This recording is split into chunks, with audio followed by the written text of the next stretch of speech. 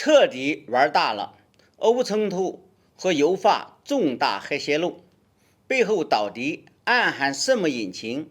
将会造成多严重的后果呢？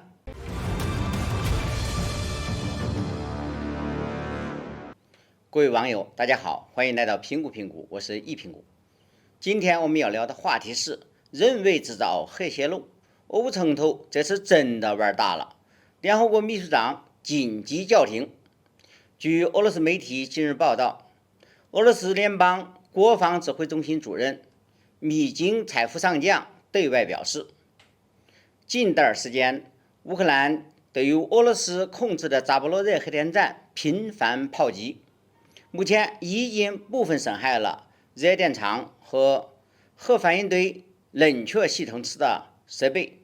尽管目前尚未造成非常严重的后果，反应堆运行尚且正常，但是这轮炮击仍然引发了国际社会的高度关注和联合国的高度警觉。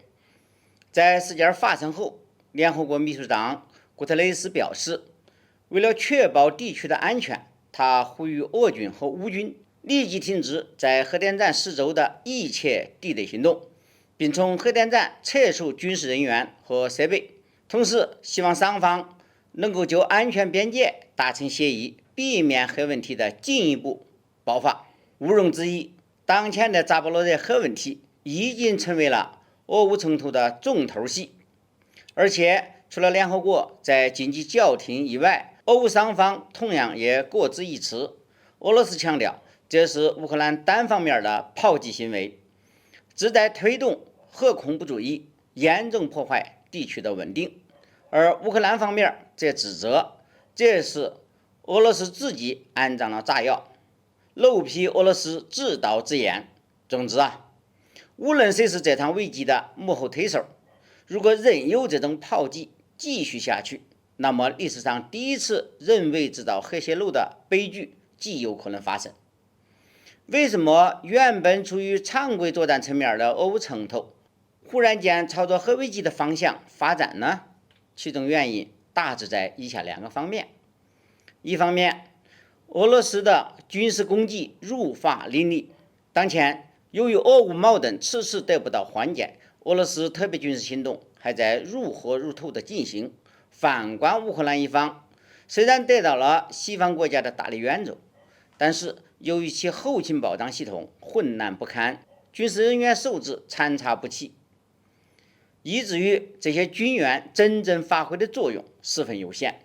这也使得一直以来乌军的相对弱势始终难以强化。正是在这种背景之下，乌军想走拦俄军的步伐，就只能秉性先招，拿扎波罗热核电站来搞事儿。只要俄军继续向前逼近，那么乌军就会继续炮击这一地区。在乌方看来，此举或许可以让俄罗斯投鼠忌器。另一方面，乌克兰迫切需要吸引国际社会的关注。由于俄乌战争迟迟无法结束，越来越多的西方国家和人民在这一问题上开始失去热情，甚至表现得愈发不耐烦。如果乌克兰失去了西方国家的关注和支持，那么距离乌克兰的全面崩溃也就不远了。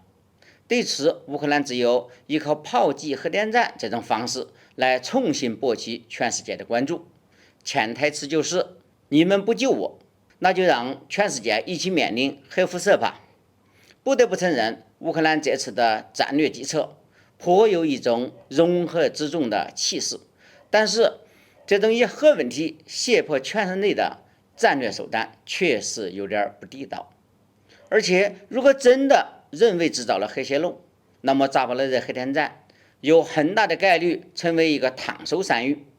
乌克兰不愿意接收，俄罗斯更不愿意要。到了那个地步就是整个乌克兰乃至全人类的灾难。好，今天的话题就聊到这里，谢谢收看，我们下期再见。